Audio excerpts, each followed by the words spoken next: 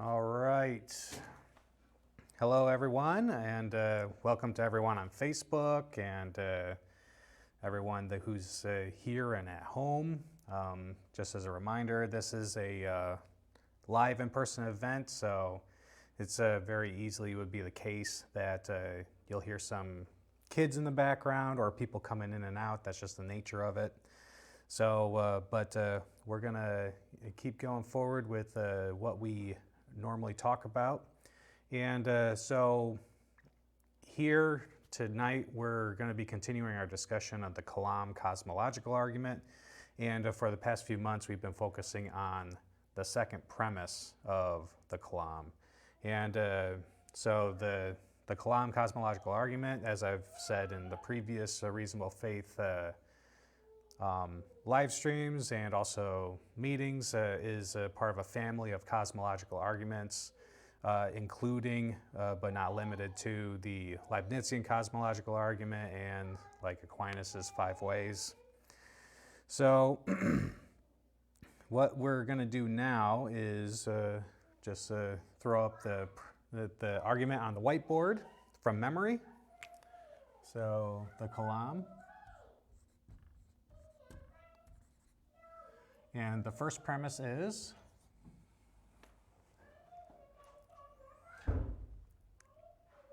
hey, welcome. So first premise is whatever begins to exist.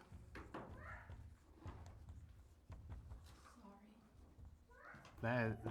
No need to apologize. You're all good.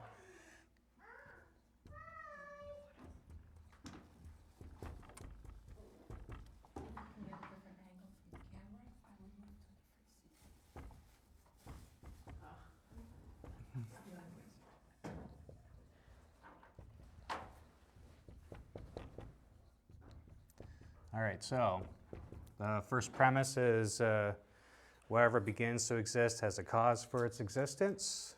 Does anybody remember the second premise?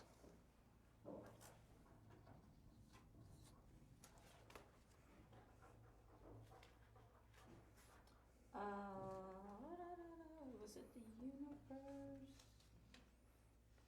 The universe began to exist? Yep, the universe began to exist.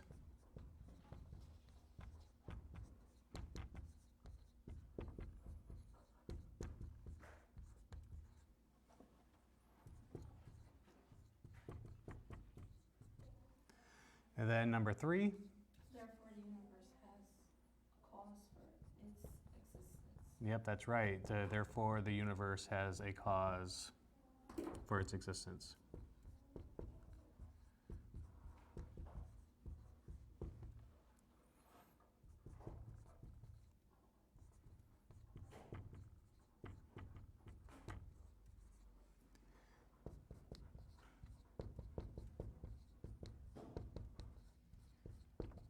All right, so which premise have we been kind of focusing on for the past couple of months, or couple of weeks, probably months at this point? I think it was the first one.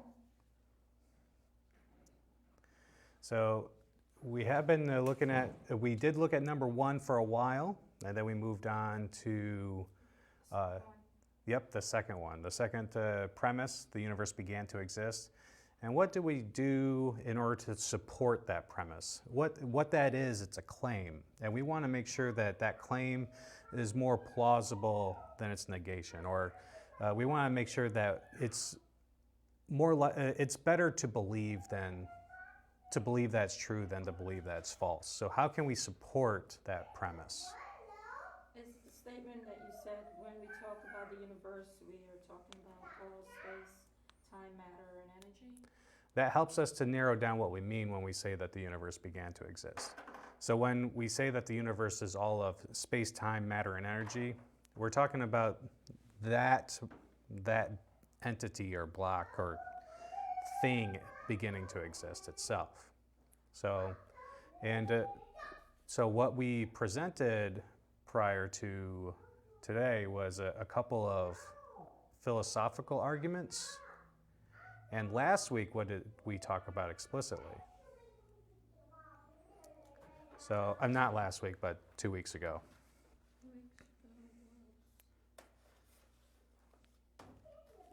Our very last session. Is it an actual infinity does not exist, or you can't count? No, these are like different things that you were No, but talking it about. that is still related to supporting the second premise. That's one of the philosophical arguments where we're making a claim that an actually infinite number of things can't exist in reality, and if you had a infinite past, that would be an actually infinite. So that's one of the philosophical arguments that we talked about that we're not going to be going into today, but that's one of the arguments that we did talk about. Last week we talked about some scientific evidences for the beginning. And I also... We talk about 3 of them? Yeah, we talked about 3 of them. We didn't talk about all of them. I didn't mention one of them, but I'll be mentioning this. A1, B2, B3. A1. Actual infinite number of things can't exist. Beginningless, something, events in time itself, an actually infinite number of things. Right, so Is it those? that's one of the arguments, that's one of the philosophical arguments that we talked about a few weeks back, where we were talking about actual infinities versus potential infinities, and whether or not you can create a actual infinite number of things from successive addition, or whether or not just a actually infinite can exist in reality at all. Oh, okay, naturalistic model. Right, so yep, there you go.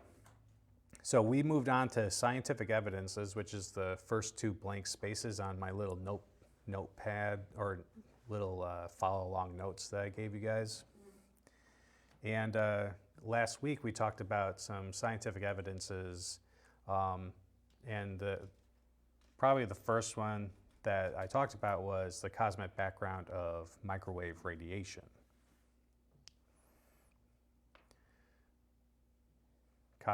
I'll actually write it on the board.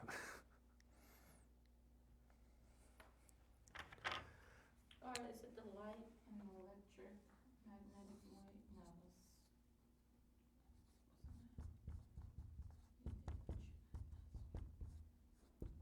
No, No, that's right. I talked about that last week, or 2 weeks ago. yeah. Yep. Light is an electric magnetic wave. Or higher, faster speed of sound. Pop in. Let me go look. You want me to come with you?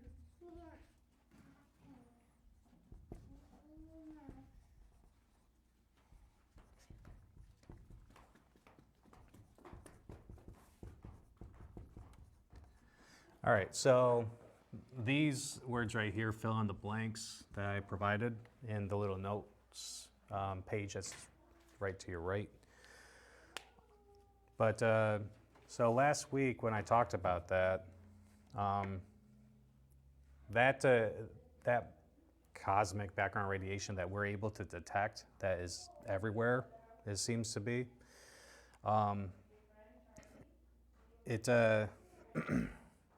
this seems to be indicative of a primordial state of the universe. So the further back you go, the further back you look, the younger the universe appears. And the cosmic background radiation is about as far back as we're able to detect right now. Although there are attempts to be able to detect even beyond that. But this seems to be an indication of the primordial state of the universe. That's 1 of 2? It's 1 of 4. 1 of... Oh, it goes here. Yes. What are the 2 philosophical arguments? The 2 philosophical arguments we already talked about. I didn't put any blanks for those.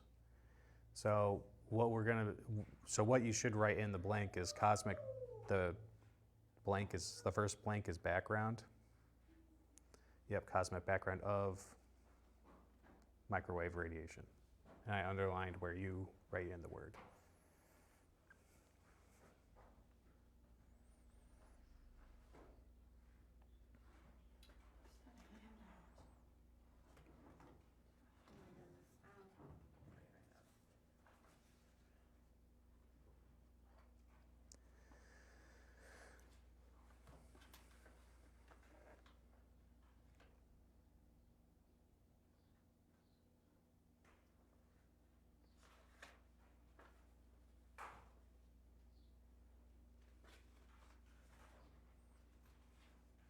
All right, so does anybody happen to remember the second scientific evidence?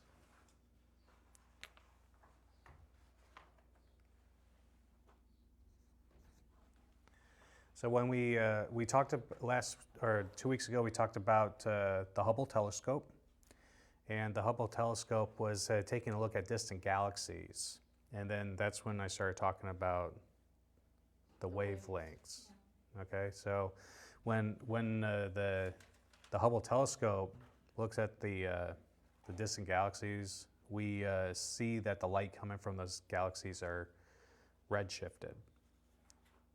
And and we talked about why that is the case. Okay, so so the second one is the redshift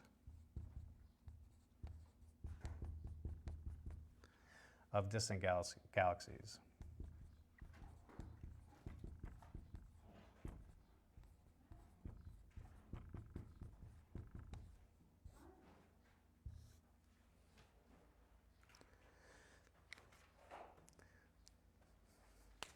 Welcome.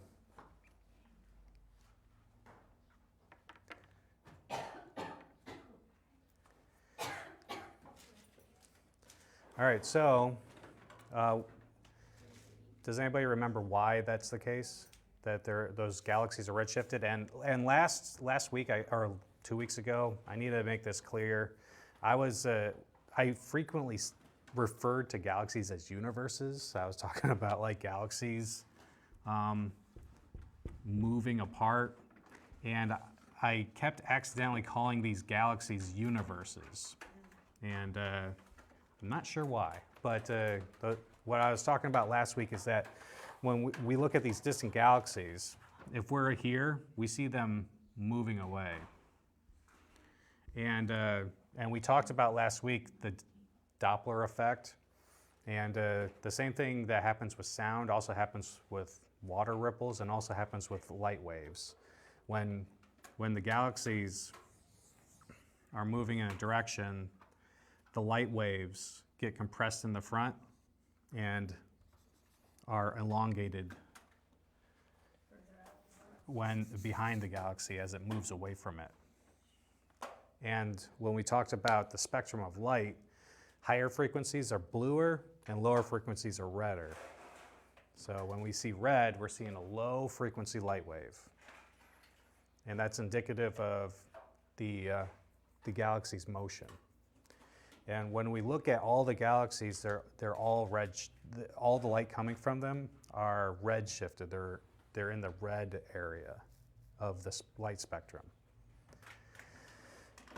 So if all the galaxies are moving away from each other and from us, if you reverse time, which direction are they going? Closer. Exactly, they're heading closer. So all the galaxies are heading closer to each other, and then they compress down, get tighter, closer, and then you can't get any closer, right? Right. So that is indicative of a beginning.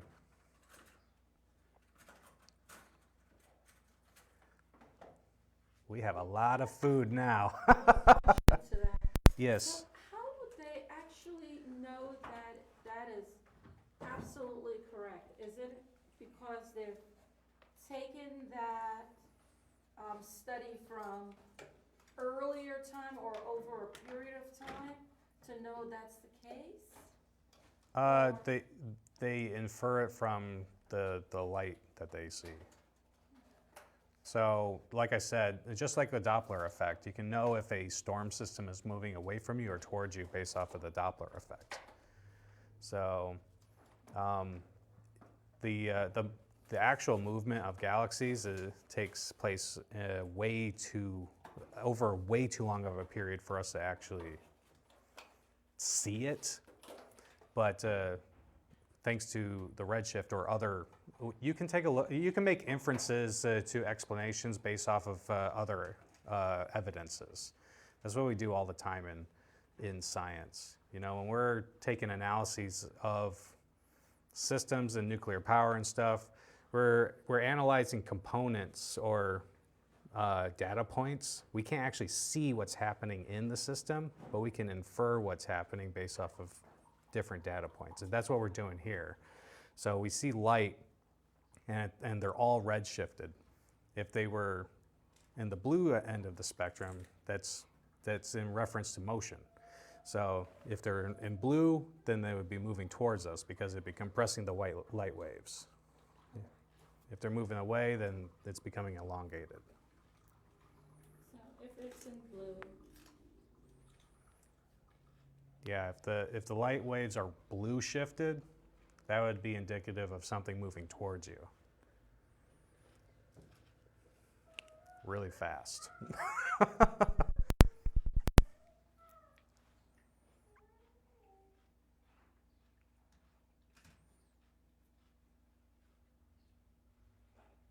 Is it just moving towards Earth?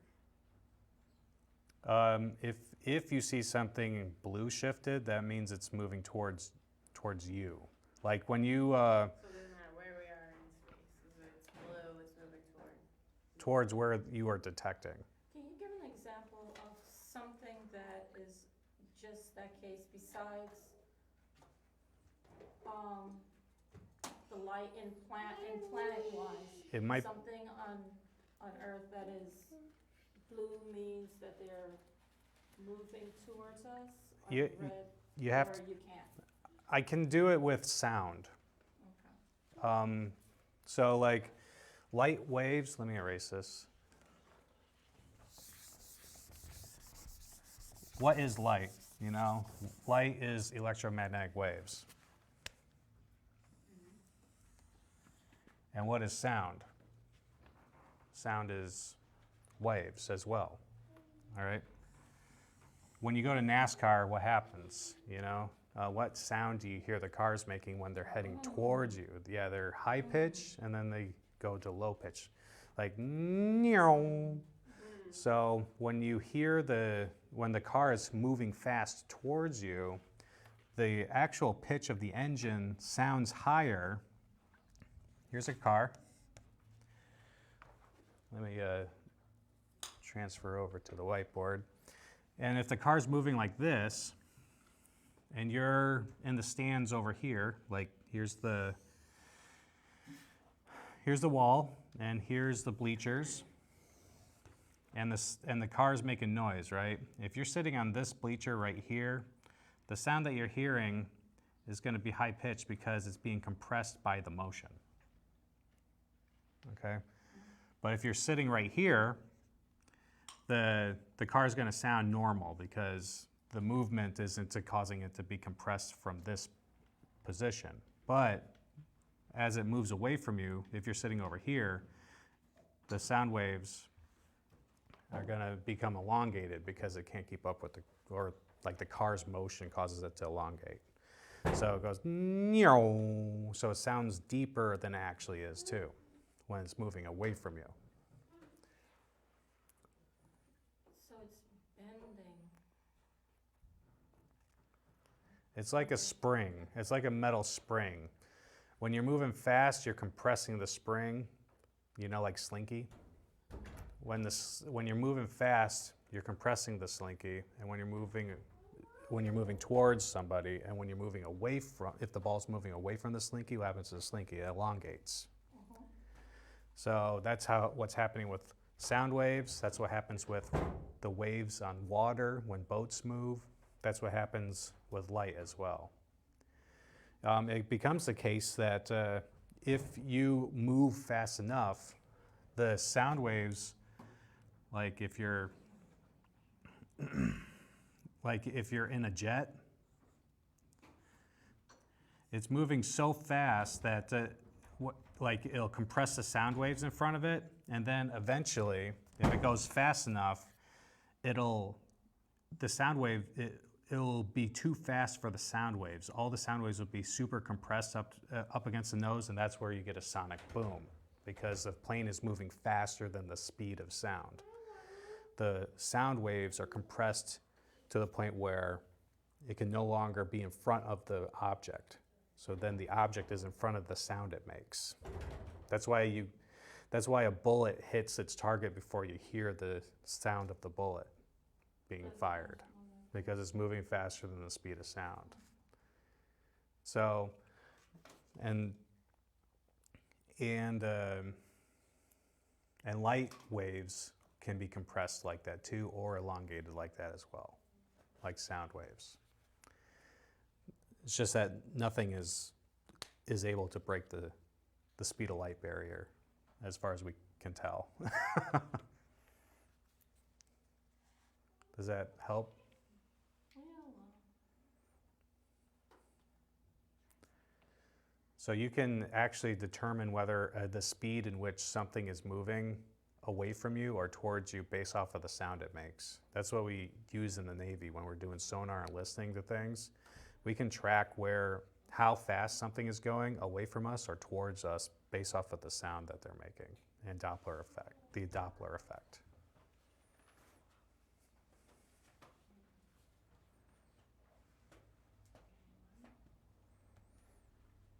Okay?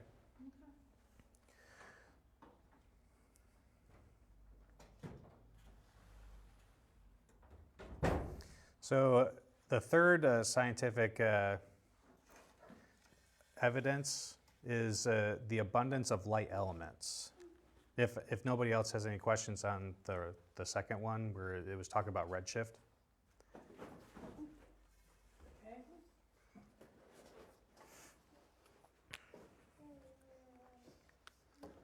You good? Here you go. Here's a piece of paper for you to follow along if you want. What do you want? And I can't reach the pen because I'm too short, but keep asking if they don't.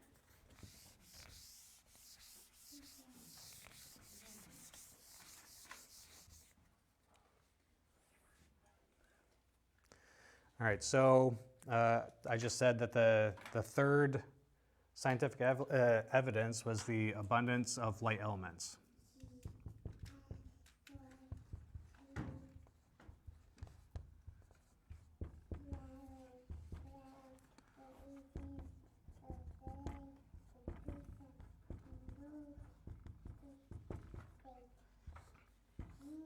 So, and by light elements, what do I mean? Does anybody know? Light elements. Light. And I mean light as in weight. As in they don't have a lot of weight.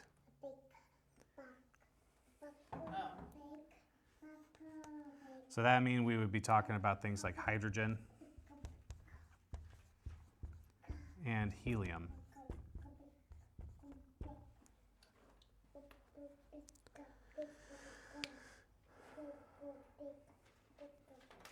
So when we look out into the universe, we see an enormous amount of hydrogen and helium out there. We talked at length last week or 2 weeks ago about how stars work, right? And stars are made primarily of hydrogen and helium, light elements, very light elements. Okay, just a huge amount of it.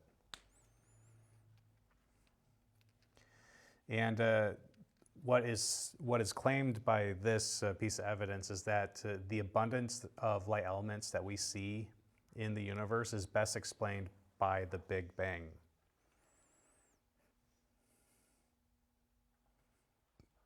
And everyone remembers what the Big Bang is? Yep. It's a theory, yep. It's a theory on how the universe, or it's a model of how the universe formed over the eons. So, and what is said by this piece of evidence is that it's best explained, the abundance of light elements that we see is best explained by the Big Bang. Okay. All right, and then the fourth scientific evidence that we talked about was, we talked about the second law of thermodynamics.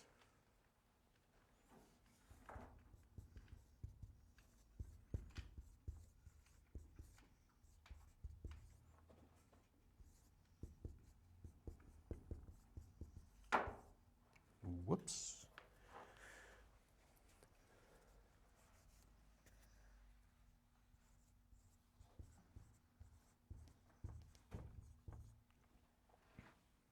Bum, bum. I'm underlining the parts where you write it down. So the second law of thermodynamics, and what is that? Does anybody happen to know? I have a little hint on the paper.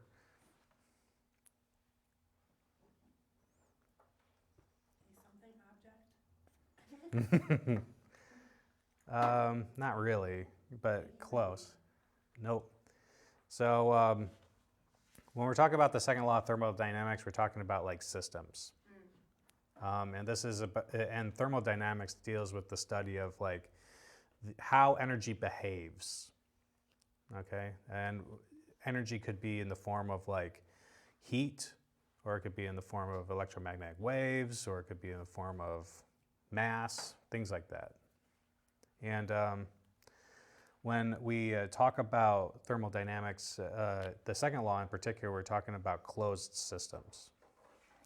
So those two blank spots on there is a closed system will tend towards increasing disorder or entropy until it reaches equilibrium. And Everything? second, No, sorry, go ahead. keep going. Doesn't everything tend toward increasing disorder and entropy until it reaches equilibrium? Yep. Yes. But the reason why it says a closed system is because an open system can have new energy injected into it, which would decrease entropy. Oh, okay. Yep. So that's why we talk about a closed system, because a closed system will eventually, all the energy will, spread out to all the corners of a room, and it would become steadily colder in here. All the light will reach out to all the rooms. It's not going to collect in one spot unless we, have mirrors to direct it there, things like that. So the energy is going to spread out and become its low state. And last week I talked about like, why is a soap bubble round? And the reason why a soap bubble is round is because it's the most efficient shape. It's because all the gas within the bubble is pushing out equally in all directions. It's trying to find its lowest energy value, and it's as far away from each other as possible. Okay, so it's all the pressure within the bubble is spread out equally within the soap bubble. Okay? So that's why a soap bubble is round, basically because of the second law of thermodynamics. And how it relates to, so how is this evidence for the beginning of the universe?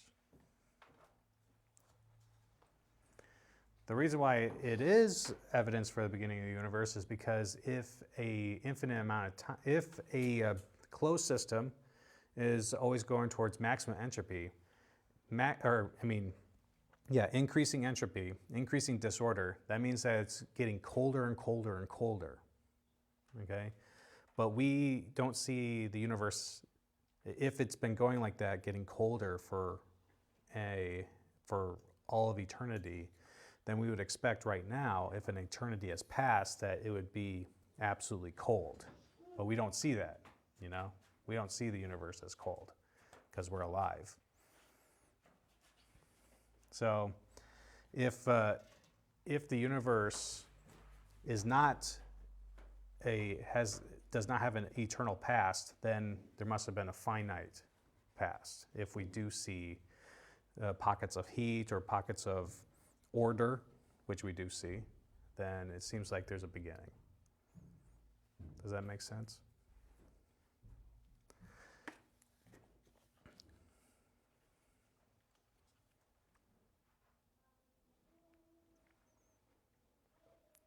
All right.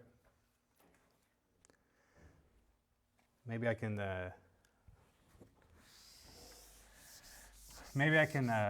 talk about it with an illustration. So, if as time passes, like you're seeing time pass, each tick here is a moment in time, and this is a closed system. And I'll spread this out a little bit more.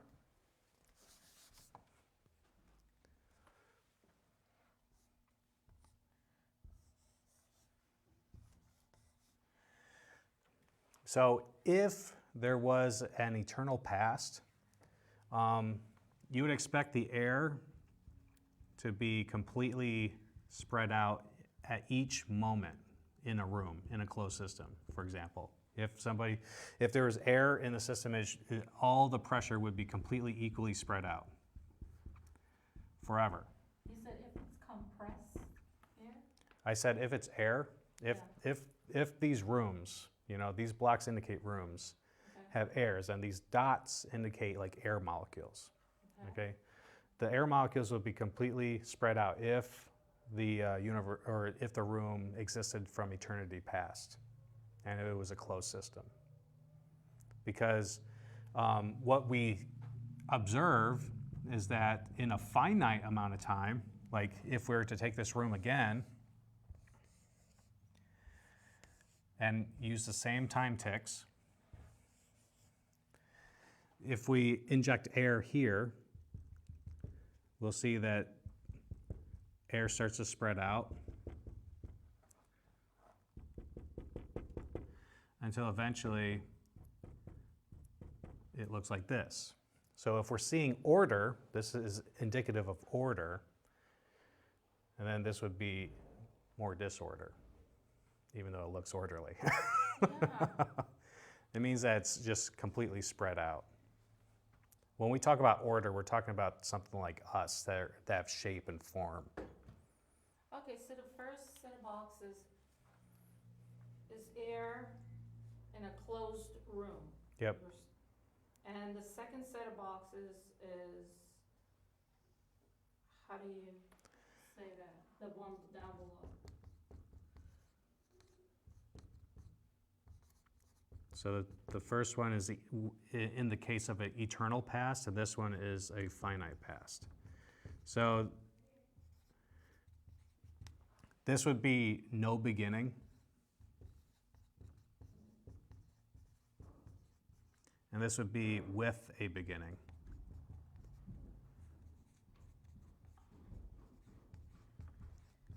And what I'm saying is that our universe appears to behave like a closed system with a beginning. It does not appear to be a closed system without a beginning. So since we don't see maximum disorder, we have reason to believe that our closed system is a system with a beginning.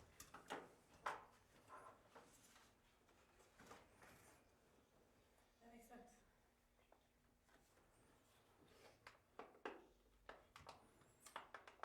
So this is like the same room, just under different conditions as far as the state of its existence.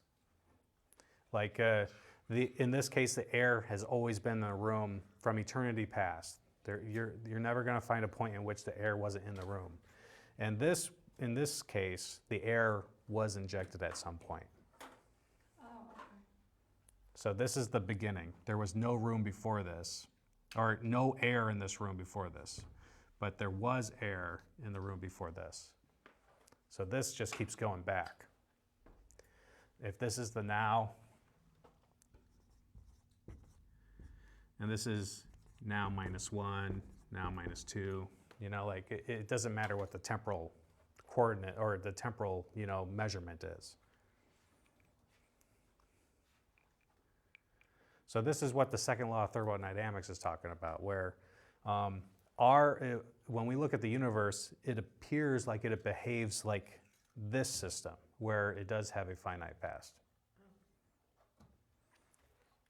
Because we see pockets of order, like look around us, you know, we're surrounded by order.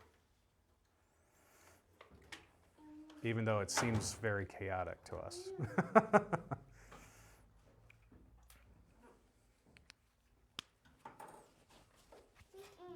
Watermelon? Stop. We're sharing a watermelon.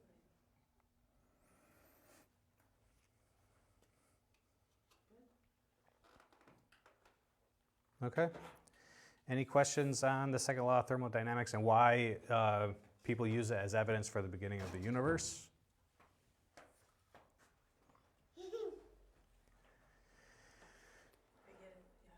All right, so I wasn't going to talk anymore about the second premise at this point. So this was our discussion of how we can defend the second premise of the Kalam, where the universe began to exist. These are just scientific evidences for this, where the cosmic background radiation seems to indicate a primordial state of the universe. The redshift is the movement of the galaxies all away from each other, and if you reverse time, they start super close together, and there's a point in which they can't get any closer together, and that seems to be a beginning point.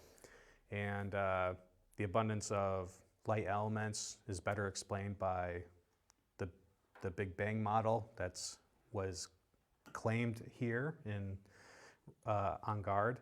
And then the second law of thermodynamics also seems to indicate that we live in a closed system that that began to exist, that had some sort of beginning.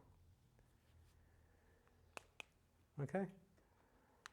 All right, so those are the scientific evidences. If there aren't any more questions, then we'll move on to the third premise, or the conclusion, which is, therefore the universe has a cause for its existence. All right, so why can we say that? Why can we say, therefore the universe has a cause for its existence? Because the reason for that is because it follows logically from the first two premises.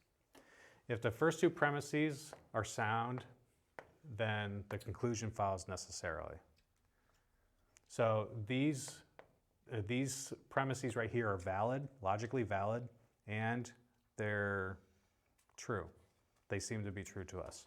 So if they're valid and true, then the conclusion follows necessarily. So if the universe began to exist, and everything that begins to exist has a cause, that means that the universe, which began to exist, also has a cause. And now what our goal is here is to determine what kind of cause that would be. So what could cause the beginning of the universe? Any guesses? Yes. Okay, yes, good job. So those are our options, you know, like option one, the cause could be God. Anybody else? Any other suggestions? Yes, no. God. Number two, God. All right, that's a good one. I like that. The Big Bang. The Big Bang.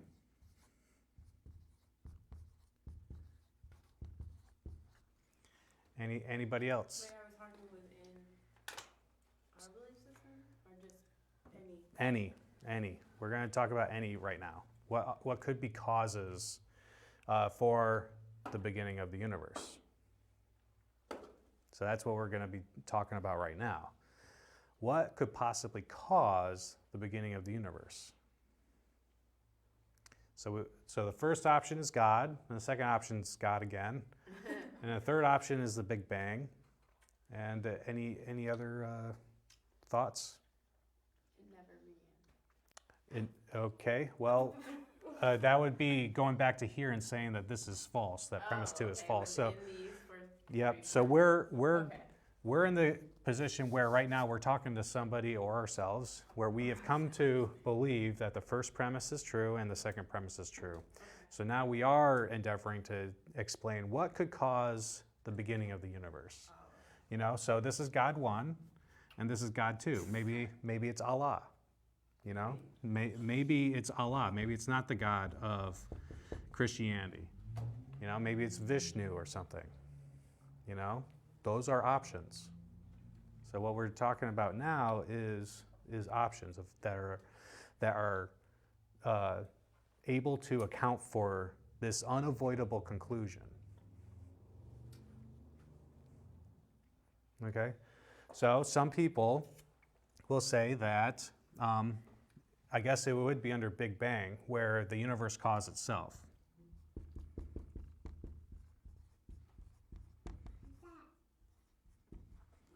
Would like random selection fall into that? Just like a random thing? Random selection. So we'll have to tease out that option to kind of understand what that means. Okay. Can anybody think of anything else? Yes, no? Science. Science caused it. Okay. Maybe science. Okay. All right. All right. How about we just stick with these for now? Okay, so let's talk about number 3 first. So when we talk to people, there will be people out there that might say that, you know what, the universe did begin to exist and the universe has a cause for its existence, and the cause is the universe itself. Okay? So now let's try to think of, is there any problems with that idea? So what do we know about causes? So causes are things. Okay, in previous reasonable faith meetings, we've talked about what causes are, and causes are things. Not in this class, we're not going to say that causes are not events, but causes are things. And if a cause is a thing, that means that it has to exist.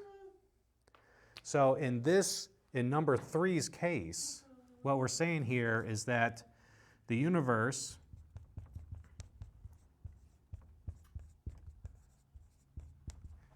which exists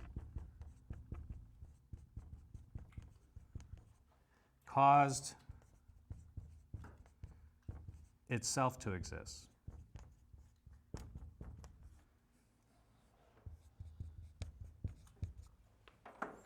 Okay? So if number 3 were true, the universe would have to exist before it existed, which doesn't make any sense.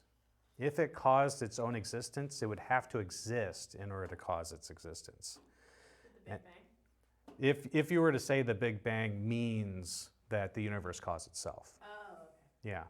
But the Big Bang itself is not a cause. It's a description of how the universe came to be. It's a model of how the universe has evolved over time. Oh. It's not an explanation of it beginning to exist. Oh, yeah. So the Big Bang is not is not an explanation of what caused it to exist. It's a description of how it's evolved since its beginning, since it has existed. So in this situation, number 3's, we would have to say that the universe had to exist before it existed, and that doesn't make any sense. That actually is self-contradictory.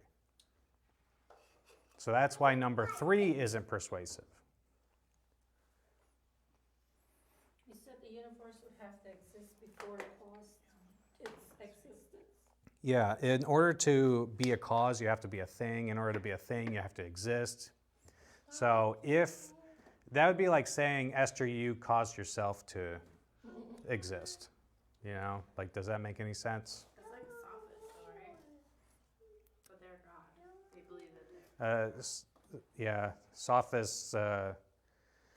That's a. There's a lot of Or the varieties of that. Solipsism.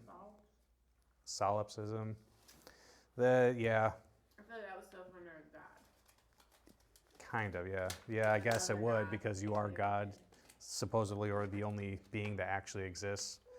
But it wouldn't be the case that you could cause yourself to exist, because it'd run into the same problem, that you would have to exist in order to cause yourself to exist. So in that situation, you are always existent. So, Sorry, that went off track. yeah.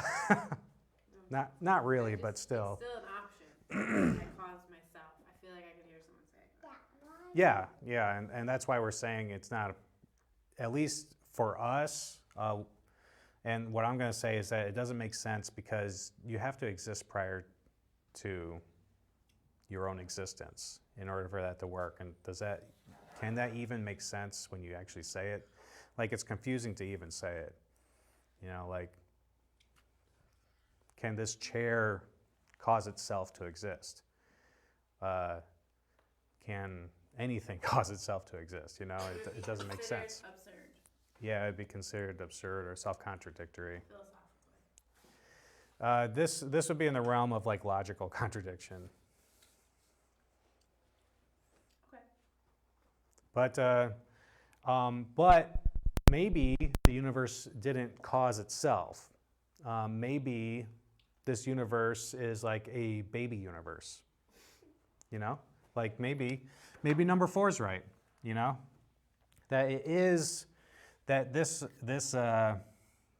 universe is randomly selected or something like that. Like it's a baby universe.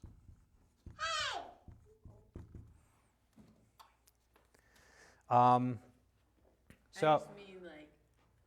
Oh, God. Oh no, you can keep going, and there are different options. This doesn't have to be the only option. What do you mean when you say randomly selected? I just meant like two atoms accidentally collided into each other, and then another atom collides into that one and makes something, and then another. But then I guess we have to say who made the atoms. Well, when we talk about atoms, we're already talking about objects that are energy. Yeah. And those objects can't exist apart from spatial and temporal realities.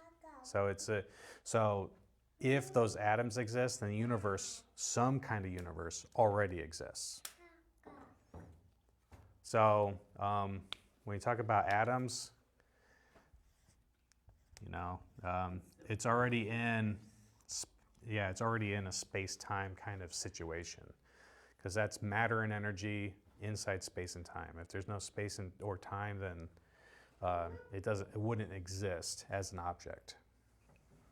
Maybe without time, but it depends on how you say time. You know. Okay. So, but maybe there's an enormous universe. You know, huge universe, and then we're like a little bubble that pops off of it. And now this is us as a little baby. And that's a binky. Okay? We're a baby universe. So maybe that's maybe that's the cause. So what could possibly be wrong with that? You know, maybe there is a mother universe and we're just its child. Yeah, that would be a good question to ask. You know, like, was this mom universe created? Is it past eternal as well? Question mark. Question mark. Created? Question mark. There's also something else that we've already discussed that can help us in understanding if this is reasonable or not. And that is the Second Law of Thermodynamics. So The thing about the second law of thermodynamics is that it still applies even to this universe. And also, there was actually an interesting wager between Dr. Stephen Hawking and somebody else. I can't remember his name right now, but they were trying to, they had a wager as to whether or not the energy that falls into a black hole is actually the energy that gives birth to baby universes. So the black holes in our universe actually give birth to other smaller universes. But it seems, so Dr. Hawking actually conceded this. He was the one who thought that, it could be possible that we're making baby universes with our universe right now, but he said, I actually lost the bet. The information that goes into a black hole needs to remain in our universe. So there's no baby universes through that, and that's actually also mentioned in the On Guard book that we're studying. Okay. But if this mom universe is a closed system, then the same thermodynamics laws probably apply. But there's also a lot of debate about that, obviously. But that's what a lot of people will think. The thing is that this is a lot of speculation, though, admittedly. Because what our observations are limited to the confines of this closed system, the little baby universe, which is us. We can't see mama universe outside of ourselves as of right now. So we don't really know how this universe behaves, if it exists at all. So there is kind of speculation with regard to that. Okay, and let's. Any questions with regard to this? It just seems less plausible to us. One, because of the second law of thermodynamics, and two, because it doesn't seem like information can escape the universes. They seem to have to be locked in, at least ours, and that's about it from there. And, yes? I know that we're talking about energy. Okay, so the random thing with the atoms, Mm-hmm. and the atoms being a creator. But I just wonder if really the question is, or could be like, whether it was a conscious creator versus a happenstance. Yep. Yeah, that's also a really good thing to bring up as well. Was the cause conscious, like that we see in 1, 2, and maybe 5, conscious? Yeah, maybe 5 makes sense. Or is it unconscious, like that we see in 3 and 4? Or maybe it started like unconscious and then consciousness was brought to it. Maybe it was unconscious and consciousness was brought to it. There's a lot of religions that deal with that aspect where they're like matter and energy are eternal, and it couldn't do anything of itself. Same thing with time. Time has always existed, and matter and energy has always existed and couldn't create anything until love showed up. And then love helped to create, helped time and matter and energy to create things. Well, that's interesting. Yeah, I heard that. that's like Greek mythology. Oh. Yep, for example. So, the thing is, and we'll be talking about that as well, whether or not it's a conscious entity or an unconscious entity. But let's talk about the science option first. So what is science? Does anybody know what science is?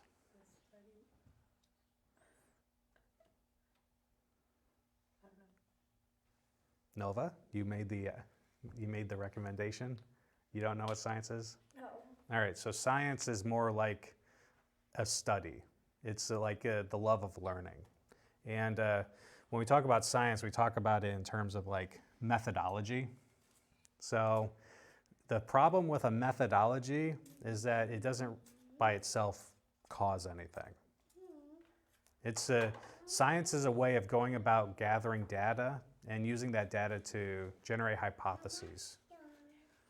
So, and testing those hypotheses.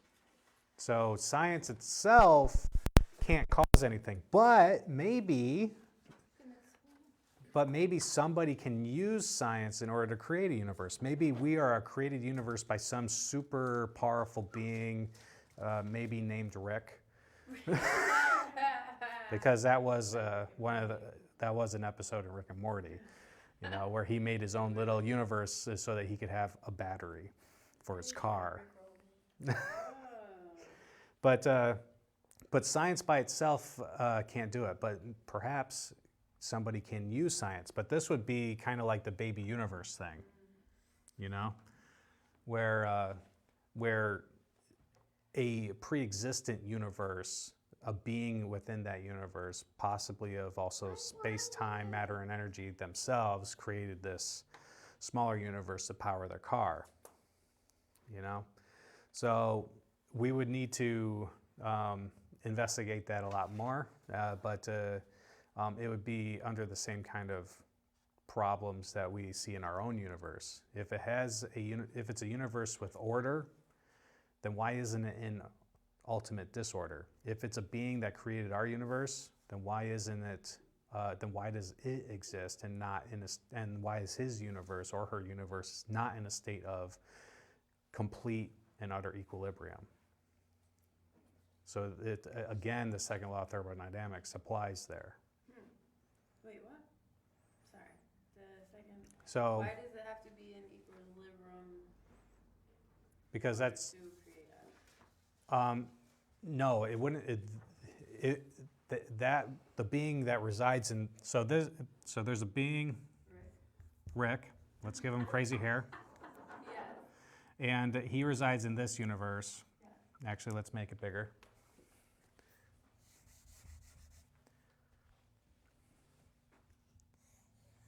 And he used science to create this smaller universe that's basically a battery. Okay?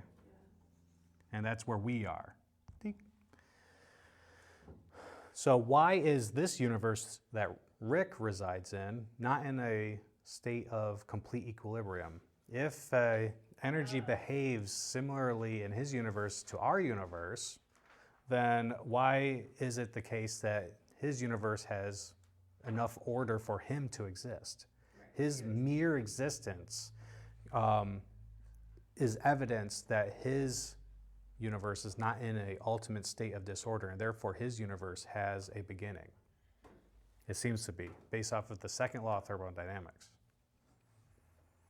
Okay? Some kind of beginning. So that would mean that maybe his universe is itself a battery. And then, which was created by an even bigger Rick with Super Saiyan hair. And he created this battery. No, that I mean, I get it, but we don't necessarily have to apply our laws to an external universe. Yeah, but like you don't have to. But it does make it more difficult to really understand, like, this is how energy behaves in this system. Why would it be different in this system? Why would it be different in this system? You know, like how energy behaves seems to be kind of like intuitively true. But I'm not going to say that it's like metaphysically impossible for this universe to behave under different laws than this one. So that is true. You could be like, well, maybe this universe behaves in different laws, and this Rick created this universe to behave under laws that are different than ours. It's just weird because every closed system that we have in our universe behaves with the same universe. It behaves with the same laws that are in our universe. So if this universe is in this universe, then why would this universe have different laws than this universe? Except for in books, but this is different. Books are not the same. I'm saying we can create imaginary universes that are not the same.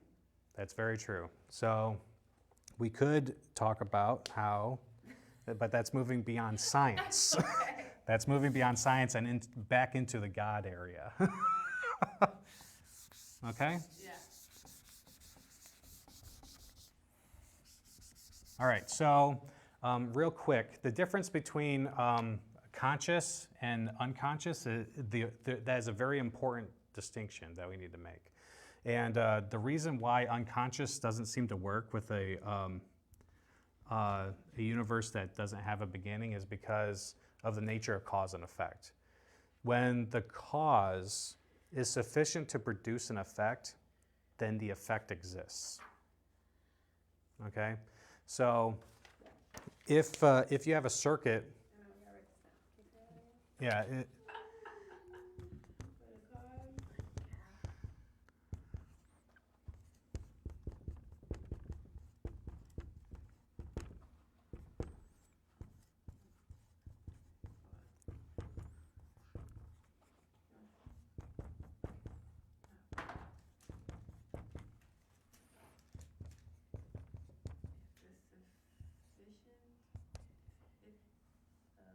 oops, if the cause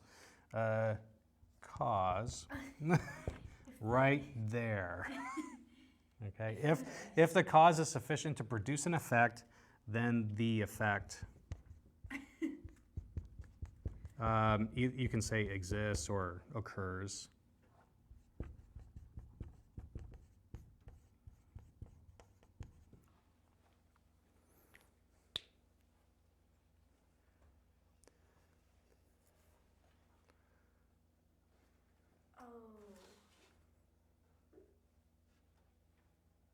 Yep, so that's actually on your piece of paper too, on the front of it. Yep. So, Oh, we went there? yeah, we went there. You did great. As usual, applicable questions, yes? What goes here? I didn't get to talk about the God cause as much as I wanted to, and we're pretty much at the end of our time. If you guys want to talk about why the conscious is our most viable option, we can, and I think that's pretty important because that's the whole point of this argument is to argue for the God hypothesis.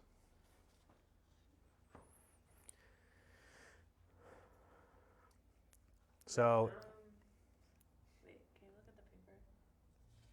Yeah. Can you please? I don't understand the answer.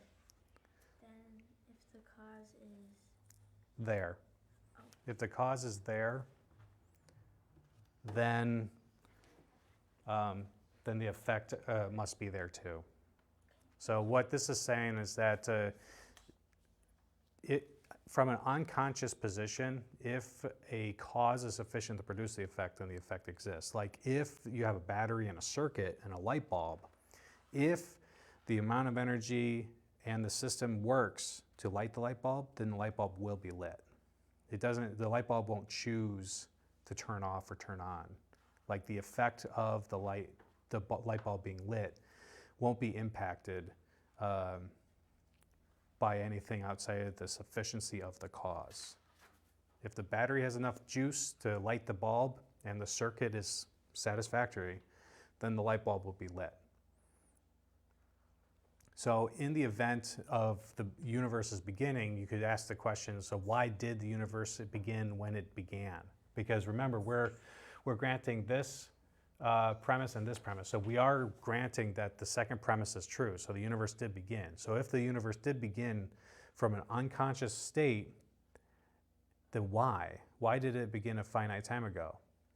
If the cause is eternal, or if the cause must have always been there, then the effect must always been there too. As long as the effect is sufficient to produce as long as the cause is sufficient to produce the effect is the universe beginning to exist.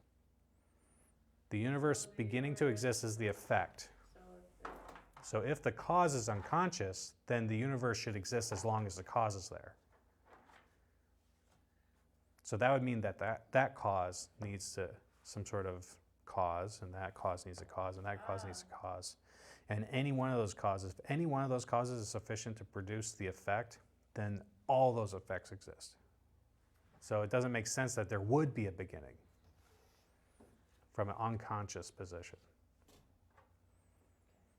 But and that's a reason why we say that the consciousness must exist, because a person or a consciousness has their cause that's sufficient to produce an effect. Like every word that's coming out of my mouth, I am a cause that's sufficient to produce those words. But when they come out, how I say them, my inflection, all those things are brought about because of my will, because I choose to bring them about. At least that's the argument.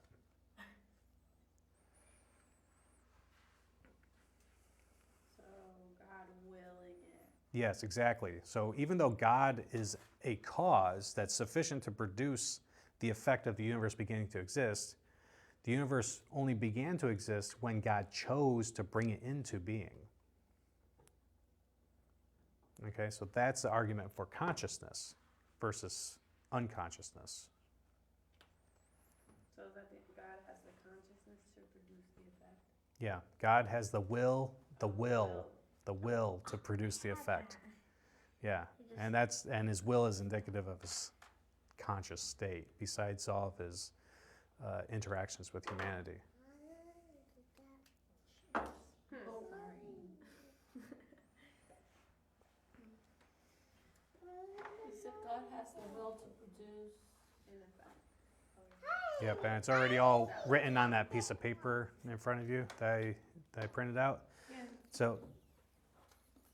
So God has the will to produce an effect when he wants to, just like we do. You know, we can produce an effect when we want to, as long as we have the ability to do it.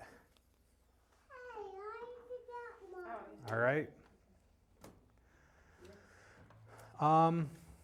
So the reason why we talk about God specifically, God must have, if the universe is a universe of space, time, matter, and energy, that would mean that God would need to be like immaterial, timeless, spaceless, omnipotent, and personal. So that's why this argument works for the Christian God as well as the God of Islam. So this argument is not just good for the God of Christianity. It's also good for the God of Islam or any other God that is spaceless, timeless, immaterial, enormously powerful, and personal. Okay?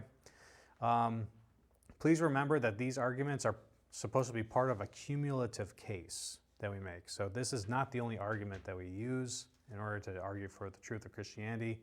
Our biggest one that we use in order to guide people towards Christianity is the resurrection of Jesus. All right? So I'm going to close out the live stream because we've been going for over an hour, and we can continue talking after this. But I just want to say thanks to everyone on Facebook, and thanks for coming out, everybody. I really appreciate it. Thanks for being with us, guys, and still working to grow this ministry. And can't do it without your guys' interest and involvement with the program. So thanks again. God bless.